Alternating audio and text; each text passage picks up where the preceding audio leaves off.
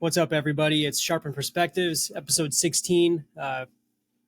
Today it's just me, Ken Spaulding, Zodiac Engineering. Alex and Jim are both out today, sick and going to the dentist and doing their own thing today. So I'm just going to jump on here for a little bit, kind of update kind of last week, let you know where I'm at with everything, and probably do a little bit of screen sharing for a few minutes and show some of the Rev A updates on the Datums. So today's November 15th, airing on the 16th. It's like 11:20 right now in the morning. I've been running blades all morning. I'm going to continue running those after this. So I'm leaving the mill on. Hopefully there's not too much noise in the background. Riverside does a pretty good job of mitigating or eliminating all the background noises. Hopefully it doesn't make me sound like I'm underwater. So my rotary phase converter's on, mill's on. Just de-stopped it so that the air's not pissing this whole time and turn the compressor on. So this past weekend was California Custom Knife Show. Went really well for me. Went awesome for Jim. I brought the 15th Datum, that Ultim Datum with me, and I auctioned it at the show. Didn't get any bids at the show. I had a lot of people interested in it, but it was just chaos. There was a lot of auctions, a lot of lottos and everything ending at the same time that I did mine. So I ended up getting most of my bids and everything through the Facebook group, which seems to be where most of the interaction and stuff is. It's just a private Facebook group that I have. It's called the Zodiac Engineering Owners Group. It's private, but easy to join. Just, request it and I'll typically approve it pretty much right away. So anyways, I post most of this stuff in there, a lot of updates and things. So I got all the bids in there, ended up selling or auctioning that with a slingshot with Ultim inlays and one of my coins that I made out of Ultim. So just a one-of-one set of each of these three things. And then I threw in some Ranger eyes with it. And the auction went well. Started off pretty strong and then a little lull for a couple hours. And then the last half hour or so got a bunch of bids and got up to where, it got more than what I was expecting, but I was also kind of hoping that it broke a certain amount, which it did. Really happy with it. I shipped it out on Monday. I think the guy's supposed to have it maybe today or tomorrow. So excited to see what he says about it. And it was nice having so many people play with it at the show for pretty much the entire day because it broke in really nice. Action was awesome. But of course it got scratched. So I had to bring it back and then refinish the blade and reassemble it and everything. And then didn't feel quite as nice as it did beforehand because it was handled so much. But I think another day or so it should break in. I'm hoping that the guy who got it, plays with it a bunch. So I'm excited for that. Excited to hear how he likes it and everything. Monday, I got real motivated over the weekend at the show to really dive into the datum revisions and just add pretty much everything that I've been thinking about, but also started getting the wheels turning, seeing so many cool knives, especially the Shiros, and really diving into his stuff and how much detail he just puts into literally every single part. He's not using standard pivot screws. He's not using standard pivot barrels or anything. Everything is surfaced. Everything has got tons of detail in it. I started thinking about that because we have so many issues and bottlenecks with hardware, which seems to be a very kind of industry-wide issue, especially talking to a lot of other makers at the show. Like, hey, hardware, we can't get hardware. We can't get this, can't get that. Are you doing any turning? So kind of thinking about how instead of buying stock pivots, pivot barrels and stock screws and stuff, which I haven't been happy with, not the screws anyways, the barrels have been great, but the screws have been very inconsistent. Just machining the pivot barrel out of some pre-hard steel or some stainless with a head on it, and then do some anti-rotation stuff in it, and then just machining the screws, even if I just do them on the mill, thread milling, whatever, doing a custom pattern in here and then making some tools for them. I've never been a huge fan of custom tools because I'd like to be able to, anybody to just use kind of a standard tool. Like the Datums are all T15 Torx. But I think it is a nice touch, especially with a knife, as intricate and expensive as this one is. I think it would be a nice touch having kind of a custom tool on there, but I'm just thinking, asking myself or talking myself into or out of making hardware and making tools for that hardware. Still a little bit on the fence. So right now I still have the model done with off the shelf stuff, but overall the other revisions that I've been talking about and the models are already done.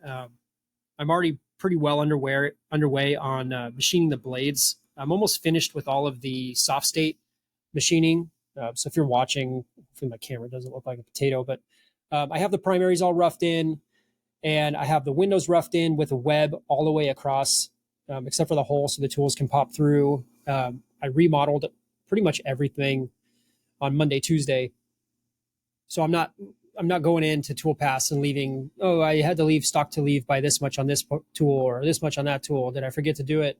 I just modeled this sequence of the blade with the stock everywhere. So it's literally machining on size with no stock to leave. So there's 10 thou on all the profiles. The stock thickness is 187. It finishes at 160.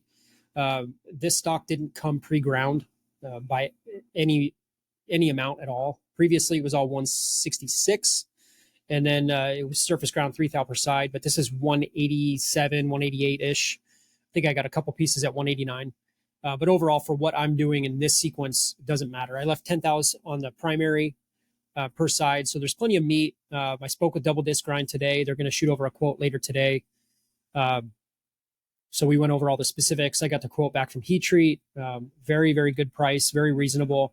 And their process is dialed. They do a lot of Magna Cut for a lot of makers. They're in California, and their quench is done properly, which is how Magna Cut was developed.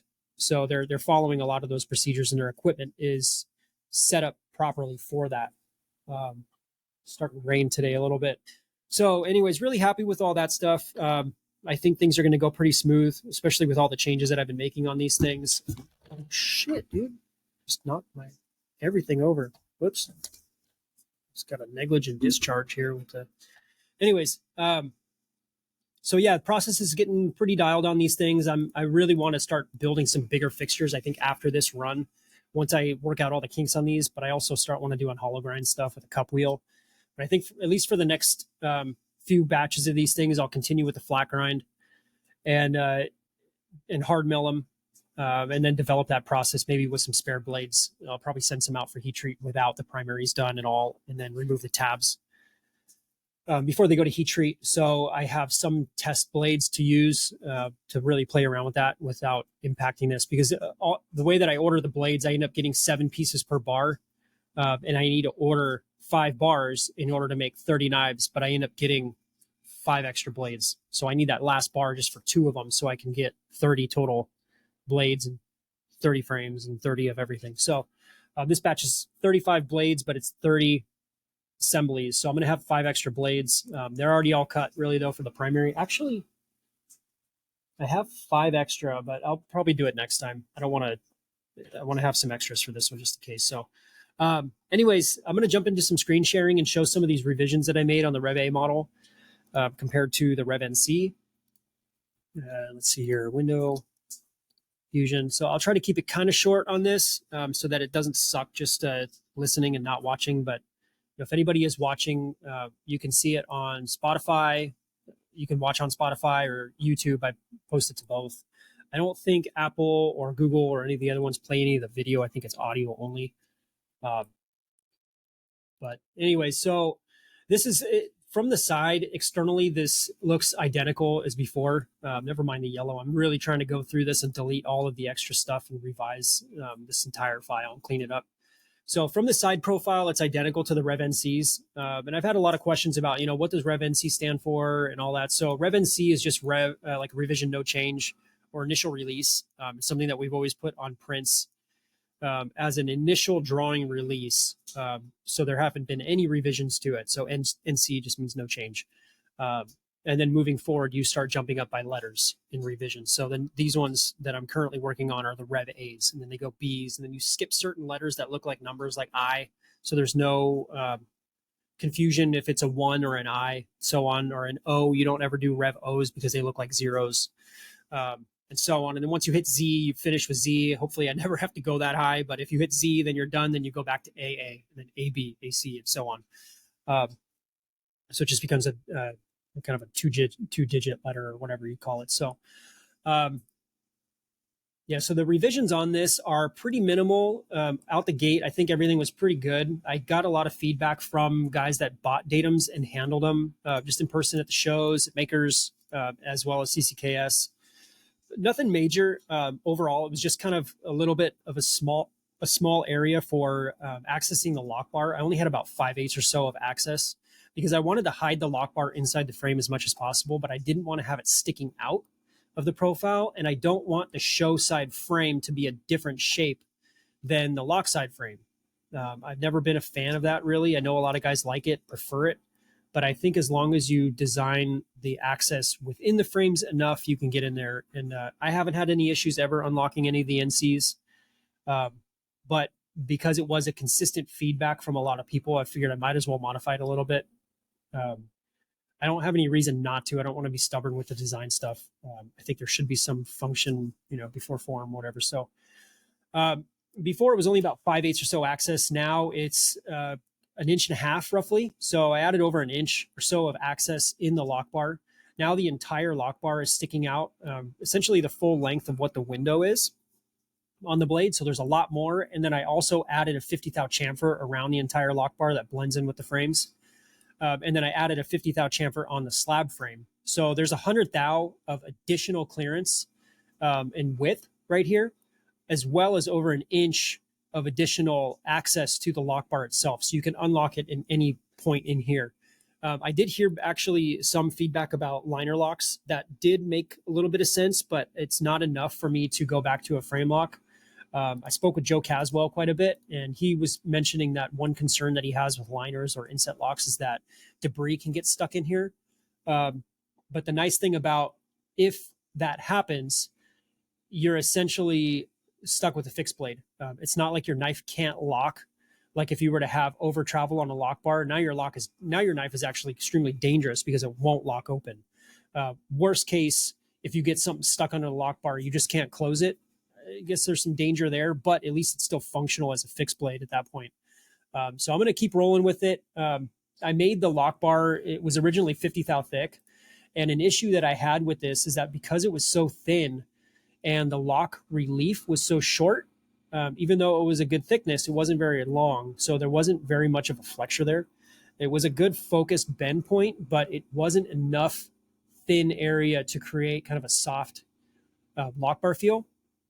So in order to get the detent action and the lock bar engagement that I wanted, I had to bend the lock bar pretty far, and actually had to bend it in 2 locations. I had to bend it where the lock relief is and about in the middle of where the lock face is and the lock relief. So it was sort of curved a little bit. And what that ended up doing was making the lock bar real stiff. So I got a great action, but for guys that have really big thumbs and stuff that couldn't get it in there and unlock it, it was a little bit hard for them to unlock. So adding all of this, I think, is going to help a lot. And then also, I skipped over something and I don't remember what I was talking about. But anyways, on the lock bar itself, I added quite a bit more length on the relief itself. I think it's about 1/2 inch now. It's 40 thou thick, it's 3/8 wide, and then it's about 1/2 inch long. So this is going to allow a lot more of so it's going to allow a lot softer of a feel while still having a decent amount of lock bar bend to it to engage in the lock face, as well as a strong detent. I want to make these detents as strong as possible. Handle a lot of knives at CCKS and just over the years, and I'm really not a fan of soft detents. I don't care how much people ask for them. I'm just not going to do it. So I want to make these detents as strong as possible. And the nice thing about this is because it's not a frame lock, you can't squeeze the lock bar and keep the detent pressed into the frame, into the detent slot. So no matter how hard you squeeze this thing, you're still going to be able to fire it.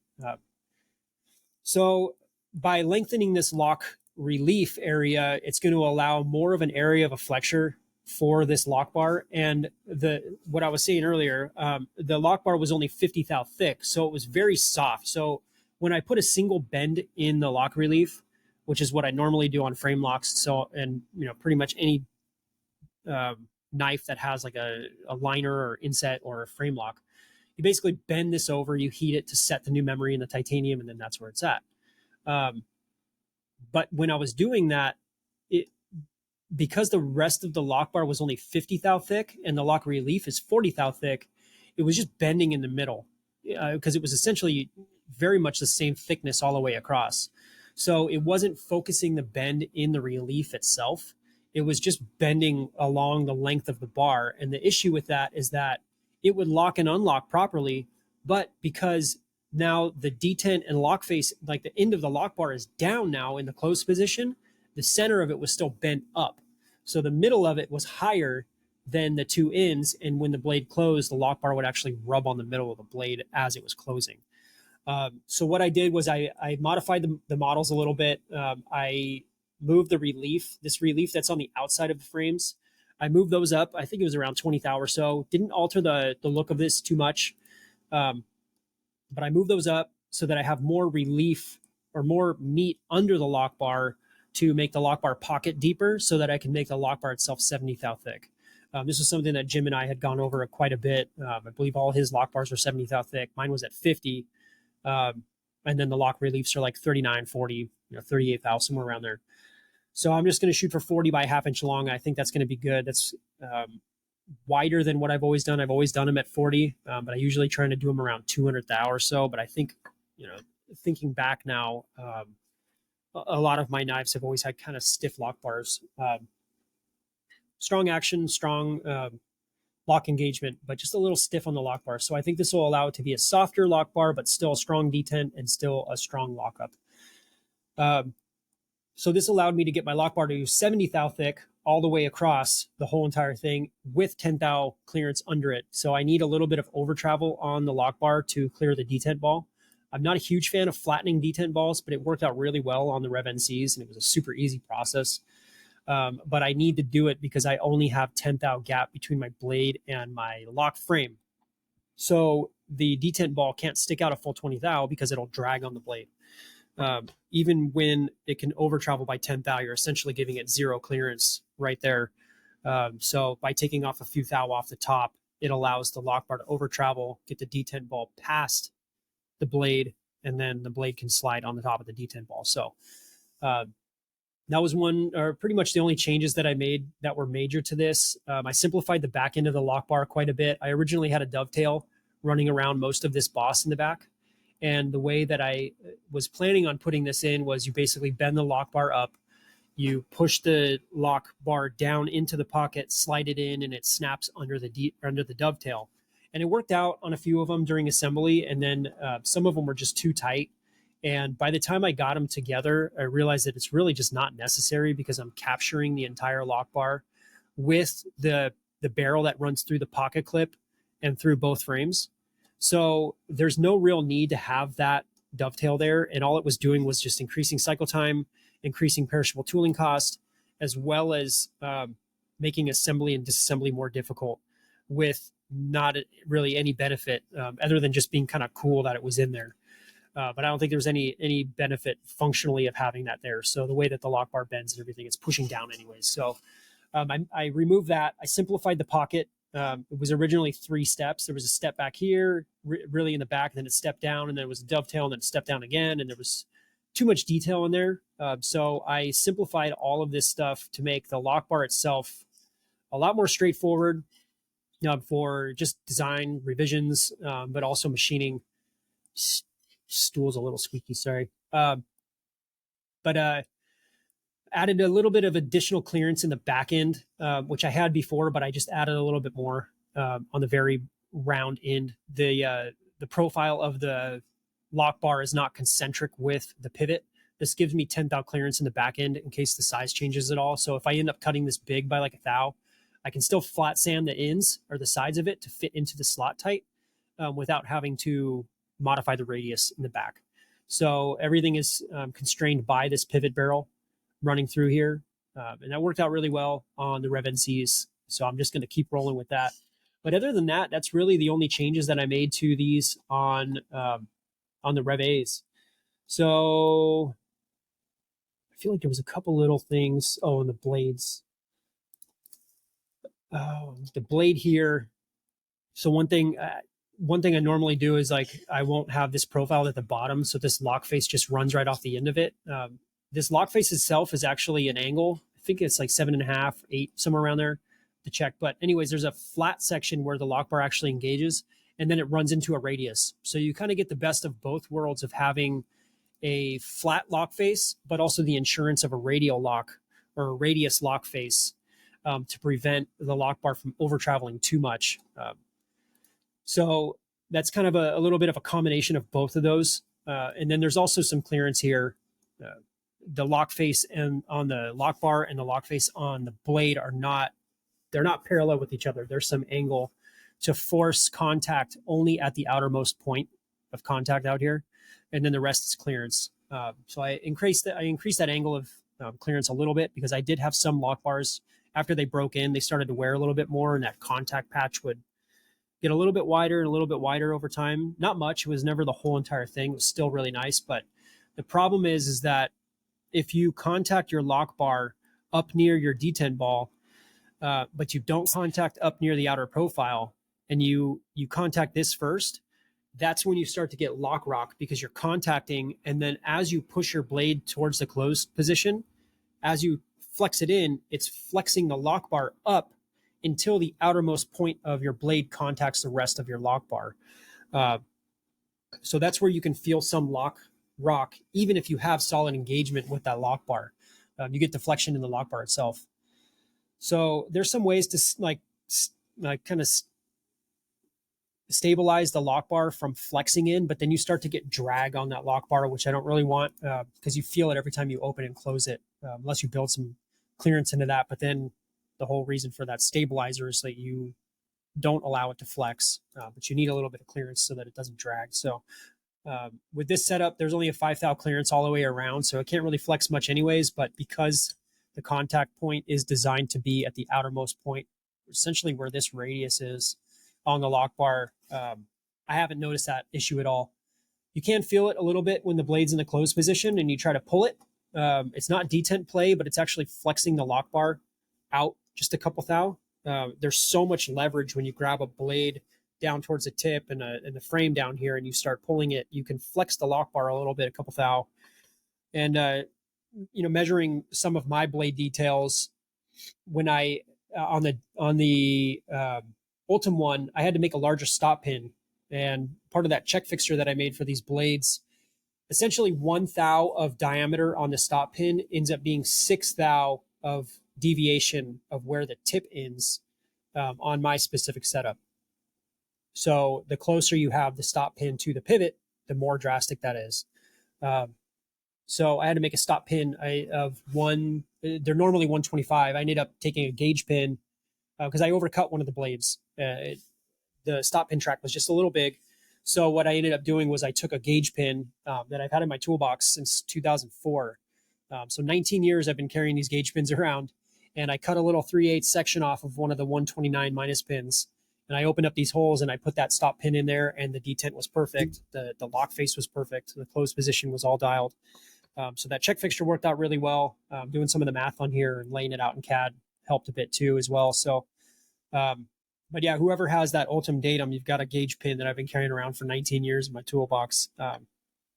So a little bit of history. I probably checked 1,000 parts with those things. So yeah, that's really all the changes that I have on the Rev A's. Again, hopefully you're watching this to kind of make some sense of it, but just a short episode today. I don't want to get too much into anything. I still want Jim to be able to come in and tell everybody about how the show went for him, and then we can kind of dive into some of that stuff and the experience. But definitely don't want to skip an episode. So get something out there, and then for all the guys in the Facebook group and everywhere that's been asking about what the changes are for the Rev A's, this will be a little easy link that I can shoot over and show some of that specific details. So anyways, thanks for tuning in. I know this is a short one today, not really expected, but I appreciate everybody. Appreciate all the support. We got our first Patreon supporter just a couple days ago. So we're going to start doing some stuff with that. I want to use the Patreon for questions and some other things too. I was even thinking about doing some challenge coins for that. If you get in on the Patreon and you've been in for a year, you get like a custom coin or something, doing something cool with that, some shirts and things. So anyways, I really appreciate all the support. Thanks for following along, listening, following us on Instagram. So check out mine. It's at Zodiac Engineering or ENG. Alex is Jim is HMC Knives, and then Alex is just Alex Steingraber. So follow us everywhere, and thanks everybody. Appreciate it.